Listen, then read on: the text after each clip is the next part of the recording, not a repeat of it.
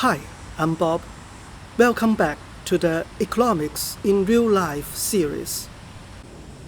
In the last episode, I introduced a book written by Amartya Sen, an economist from India, Development as Freedom. He emphasized that economic development is a process of expanding and deepening human rights and freedoms. Today, I want to introduce other two economists who have also made outstanding contributions to helping people overcome poverty. They are a couple, Abhijit Banerjee and Esther Duflo. Abhijit Banerjee was born in India. Esther Duflo was born in France. They are economics professors at MIT in the United States. They won the Nobel Prize in economics in 2019 for their experimental approach to alleviating global poverty. Their book is titled Poor Economics, a radical rethinking of the way to fight global poverty. This book provides a new perspective on poverty alleviation based on field observations and experiments. They intended to understand how poor people think and make decisions on education, healthcare, savings, investment, etc. In 2003, they founded the Poverty Action Lab. By 2010, the researchers from the lab had completed conducting over 240 randomized controlled experiments in 40 countries around the world to find out the effectiveness of different incentives in helping people fight against poverty. They suggest focusing on small changes in incentives because they may have a huge impact. The book contains the results of their research. Professor Amartya Sen praised their book as a marvelously insightful book by two outstanding researchers on the real nature of poverty. The following is mainly from this book. The book was published in 2011. At that time, 9 million children died before their 5th birthday each year. A woman in Sub-Saharan Africa had a 1 in 30 chance of dying while giving birth, while in the developed world, the probability was lower than 2 in 10,000. There were at least 25 countries, most in Sub-Saharan Africa, where the average person was expected to live no more than 55 years. By 2021, the mortality for children under 5 years of age had dropped to 5 million per year, according to the United Nations Children's Fund and the World Health Organization. But this was still a sad and worrying number. Banerjee and Duflo believe that there is no one-size-fits-all solutions to overcome poverty. Instead, it requires a detailed understanding of the lives and choices of the poor. They conducted field investigation and randomized controlled experiments to test different interventions and incentives. Banerjee and Duflo first introduced some misunderstandings and controversies about poverty. For example, whether the poor are often hungry and whether mosquito nets should be given for free or sold at a price. Some people think that goods and aid should be given to the poor, while others oppose free distribution because they argue that this will only make the local government more corrupt and encourage the dependence of the poor. Approximately 1.4 billion people lived on less than $1.25 a day in 2005, and many of them were farmers. $1.25 per day was defined as extreme poverty at that time by the United Nations. Abhijit Banerjee and Esther Duflo and their team spent a lot of time researching how to promote farmers' use of fertilizer, thereby increasing farmers' productivity and income. They mentioned a young farmer in Kenya. He was given free fertilizer, and as a result, the harvest from his field was 20 times what it had been in previous years. Is this an example of getting out of the poverty trap? Poverty trap can be described by this graph. The horizontal axis is your income today, and the vertical axis is your income in the future. Your income today influences what your income will be in the future. The future could be tomorrow, next month, or even the next generation. What you have today determines how much you eat, how much you spend on medicine or on the education of your children, whether or not you can buy fertilizer or improved seeds for your farm. And all this determines what you will have tomorrow. The shape of the curve is the key. It is very flat at the beginning and then rises rapidly before flattening out again. We call it the S-shaped curve. The S shape of this curve is the source of the poverty trap. On the diagonal line, income today is equal to income tomorrow. The area to the left of the vertical dashed line is called the poverty trap. If you are in this area, you will not be able to escape poverty. Suppose your income today is M. Your future income will be N. Your future income, N, is smaller than your current income, M, by the shape of the curve. And so on, your income becomes less and less, approaching point A. By contrast, if your income is O today, your future income will be P, which is higher than today's income. And so on, your income becomes more and more, approaching point C. Some economists believe that giving free goods to the poor helps them move from point M to point O so that they can escape the poverty trap. Some other economists believe that there's no such thing as the poverty trap. The whole world is on the right side of the vertical dashed line. The aid to the poor only makes them a little better.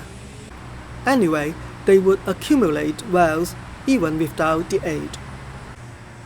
Is the Kenyan young farmer a case of escaping the poverty trap or just getting slightly better? Banerjee and Duflo believe that to answer this question, we should venture deeper among the poor, listen to their voices, understand their source, and observe their behaviors. They and two other economists published a paper in the American Economic Review in 2011 titled "How High Are Rates of Return to Fertilizer? Evidence from Field Experiments in Kenya."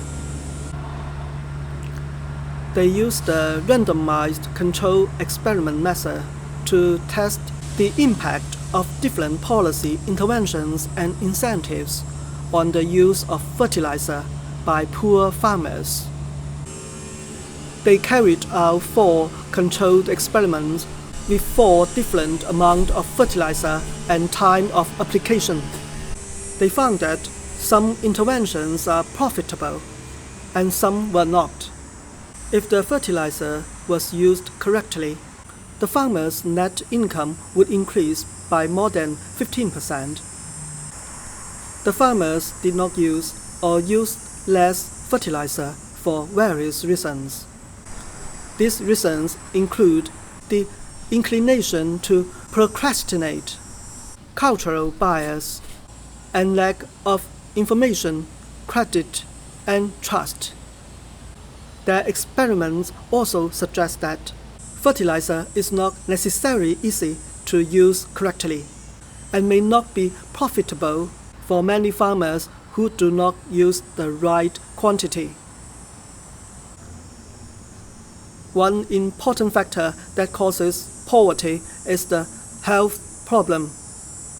Without a healthy body, one cannot work and earn money, yet still needs to spend money on medical treatment. Of the 9 million children who died before their 5th birthday each year, the vast majority were poor children from South Asia and Sub-Saharan Africa, and roughly 1.5 million died of diarrhea and malaria. Diarrhea and malaria can be prevented by immunization and using mosquito nets. However, not many villagers use them. Parents prefer to spend money on treatment after their children get sick, rather than prevention. What is the reason? They went to a village in India for field investigation. They found that technology and funds were not a problem. A possible reason is that people have misconceptions about the vaccines and think that they are unsafe and ineffective. Moreover, getting the vaccine is inconvenient because they have to go to faraway hospitals. So, researchers built up camps in some randomly chosen villages. They offered 2 pounds of dry beans for each immunization and a set of stainless steel plates for completing the course. The immunization rate in the villages where the camps were set up increased to 38%, 7 times greater than in villages without the interventions. They also found that the incentives actually lowered the cost per immunization by increasing efficiency, because the nurse, whose time was already paid for, was kept busy. When it comes to mosquito nets, some people believe that they should not be given for free, because people usually do not cherish free products. However, Banerjee and Duflo said there were a number of careful experiments that suggest such anecdotes are unfounded. The studies testing whether people use things less because they got them for free found no evidence of such behavior. People are much more likely to buy mosquito nets when they're free or cheap. Do these subsidized mosquito nets actually get used? To figure this out, researchers talked to people who had purchased mosquito nets at various subsidized prices. They found that between 60% and 70% of women who had acquired a mosquito net were indeed using it. The usage increased to nearly 90% over time. Furthermore, they found no difference in the usage rates among those who had paid for them and those who had not. This result rules out the possibility that subsidies are to blame for the low usage. In terms of education, the critical question is how to increase the amount and quality of education children from poor families receive. Banerjee Duflo and their team went to villages in India again. They found that many teachers there are absent, unmotivated, and unskilled. Many parents and students have low expectations and aspirations for education. These all affect whether the children can stay in classroom. They did experiments and suggested ways to increase the amount and quality of the children's schooling, including providing free lunches, changing parents' view on children's education, providing volunteers and scholarships, etc. Finally, let me show you the significant effects of education and health on people's income. I used the data from the Panel Study of Income Dynamics, PSID, to run a regression model to see how much health and education can raise labor income in the United States. I applied the family fixed effects method to a sample of 3,868 workers from 25 to 54 years of age and find that one more year of schooling increases hourly earnings by around 9.6%, and good health increases hourly earnings by 6.7% on average after controlling for family fixed effects and holding other relevant variables fixed. We see that education and health are crucial to alleviating poverty.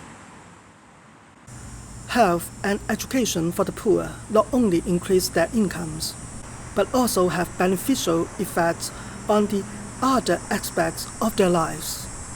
It benefits society as a whole too. Banerjee and Duflo's research covers different topics of poverty. In addition to hunger, education, and health we just talked about, including family planning, finance, entrepreneurship. Their innovative methods such as field investigations, randomized controlled experiments, and carefully designed incentives help us better understand the nature of poverty and find ways to end it. Thank you so much for watching the Economics in Real Life series. Goodbye. Thank you for watching this video and subscribing to my YouTube channel. See you next time.